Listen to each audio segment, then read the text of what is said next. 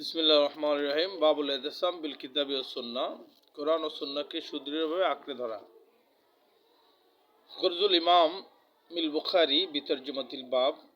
আলোচ্য পরিচ্ছেদের শিরোনাম দ্বারা ইমাম বুখারী রাহমাতুল্লাহ আলাইহির উদ্দেশ্য হলো বিদআত পরিহার করে কোরআন ও সুন্নাহকে আঁকড়ে ধরার গুরুত্ব বর্ণনা করা। কিতাব ও সুন্নাহ দ্বারা উদ্দেশ্য আলোচ্য পরিচ্ছেদের শিরোনামে আল কিতাব ও সুন্নাহকে সুদৃঢ়ভাবে আঁকড়ে থাকার প্রতি গুরুত্ব আরোপ করা হয়েছে।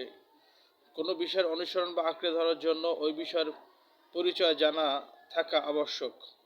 তাই এখানে আল কিতাব ও সুন্নাহ এর পরিচয় তুলে ধরা হলো যাতে শিরোনামের উদ্দেশ্য সম্পর্কে অবগতি লাভ করা যায়।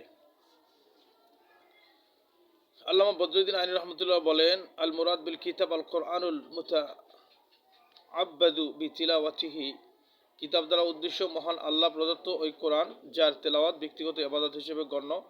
অনুরূপভাবে আর-সুন্নাহ এর পরিচয় নির্ণয়ে আল্লামা বদরুদ্দীন আইনী রহমতুল্লাহ বলেন, আল মুরাদ বিস সুন্নতি মা জাআ আন নবী সাল্লাল্লাহু আলাইহি ওয়াসাল্লাম মিন আকওয়ালি ওয়া আফআলিহি ওয়া তাকরিরি ওয়া মা হাম্মা বিফি'লিহি। আর সুন্নাহ দ্বারা উদ্দেশ্য হলো নবী সাল্লাল্লাহু আলাইহি ওয়াসাল্লামের মুখনিসৃত বাণী, তার কর্ম ও তার মৌন সম্মতি সহ ওই সকল বিষয় যা তিনি সম্পাদনের ইচ্ছা পোষণ করেছিলেন। আলোচ্য পরিষদের শিরোনামটি কোরআনের আয়াত তথা ওয়াতাসিমু বিহাবলিল্লাহি জামিয়া থেকে গৃহীত। তাই নিম্নে আলোচ্য আয়াত প্রসঙ্গে কিছু আলোচনা। কালু তাআলা ওয়াতাসিমু বিহাবলিল্লাহি জামিয়া।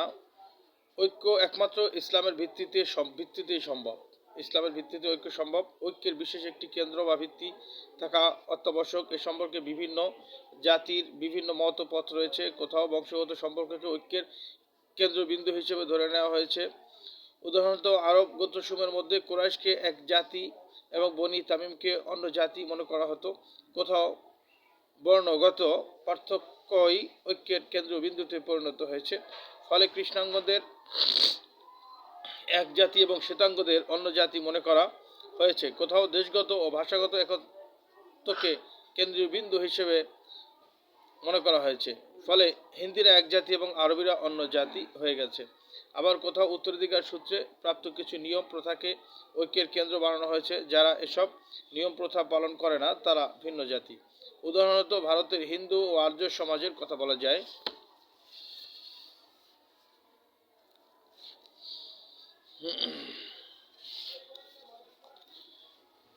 কোরআন এগুলোকে বাদ দিয়ে ঐক্যের কেন্দ্রবিন্দু হাবলুল্লাহ তথা আল্লাহর প্রেরিত মজবুত জীবন ব্যবস্থাকে সাব্যস্ত করেছে এবং দৃঢ় কণ্ঠে ঘোষণা করেছে যে আল্লাহর প্রতি বিশ্বাসীরা সবাই মিলে এক জাতি।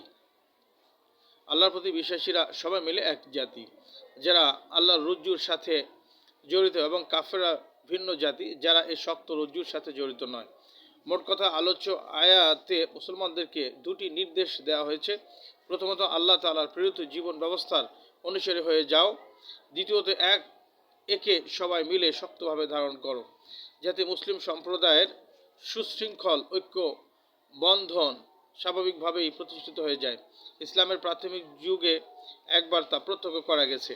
মুসলমানদের পারস্পরিক ঐক্যের ধনাত্মক দিক ফুটিয়ে তোলার পর বলা হয়েছে, ওয়ালা তাফাররাকু, পরস্পর বিভেদ সৃষ্টি করো না। কোরআনের বিজ্ঞজনোচিত বর্ণনাভঙ্গি এই যে, যেখানে ধনাত্মক দিক ফুটিয়ে তোলা হয় সেখানেই ঋণাত্মক দিক উল্লেখ করে বিপরীত রাস্তায় অগ্রসর হওয়া থেকে বারণ করা হয়।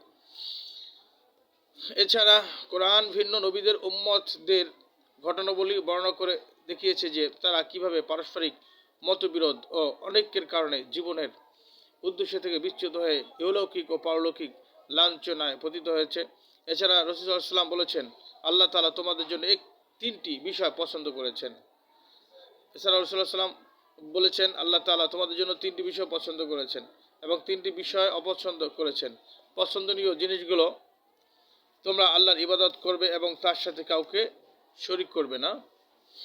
2, আল্লাহর কিতাব কোরআনকে সুদৃঢ়ভাবে ধারণ করবে এবং অনৈক্য থেকে বেঁচে থাকবে। 3, শাসনকর্তাদের প্রতি শুভেচ্ছার মনোভাব পোষণ করবে। অপছন্দনীয় বিষয়গুলো এই: অনাবশ্যক কথাবার্তা ও বিতর্ক অনুষ্ঠান পরিহার করবে, বিনা প্রয়োজনে কারো কাছে ভিক্ষা চাওয়া পরিহার করবে, সম্পদ বিনষ্ট করা থেকে বেঁচে থাকবে। এখন প্রশ্ন এই যে, প্রত্যেক মতভেদই কি নিন্দনীয় এবং মতভেদের কোনো দিকই কি অনিন্দনীয় নেই? উত্তর এই যে প্রত্যেক মতভেদই নিন্দনীয় নয়, বরং যে মতভেদ প্রবৃত্তির তাড়নার ভিত্তিতে কোরআন থেকে দূরে সরে চিন্তা করা হয় তাই নিন্দনীয়। কিন্তু যদি কোরআনের নির্ধারিত সীমার ভেতরে থেকে রাসূলুল্লাহ সাল্লামের ব্যাখ্যার স্বীকার করে নিজের যোগ্যতা ও মেধার আলোকে শাখা প্রশাখায় মতভেদ করা হয়, তবে সে মতভেদ অস্বাভাবিক নয়, ইসলাম তা নিষিদ্ধ করে না। সাহাবা ইকরাম, তাবিঈন ও ফিকহাবিদ আলেমগণের মধ্যকার মতভেদ ছিল এমন ধরনের। এমন মতভেদকে রহমত বলে আখ্যায়িত করা হয়েছে। ইখতিলাফুল উলামা রাহমা। অবশ্য যদি এসব শাখা বিষয়কেই দ্বীনের মূল সাব্যস্ত করা হয় তবে তাও নিন্দনীয়। পারস্পরিক ঐক্যের উভয় দিক ব্যাখ্যা করার পর আয়াতে ওই অবস্থার প্রতি ইঙ্গিত করা হয়েছে যাতে ইসলাম পূর্বকালে আরবরা ছিল লিপ্ত। গোত্রসমূহের পারস্পরিক শত্রুতা, কথায় কথায় অহরহ খুন খারাপি ইত্যাদির কারণে গোটা আরব জাতি নিশ্চিহ্ন হওয়ার কাছাকাছি পৌঁছে গিয়েছিল। একমাত্র আল্লাহর বিশেষ রহমতই তাদেরকে এখনো অশান্তির আগুন থেকে কোরআন ও সুন্নাহর উপরে আমল করার কারণে তাদেরকে আল্লাহ সুবহানাহু ওয়া তাআলা উদ্ধার করেছিলেন।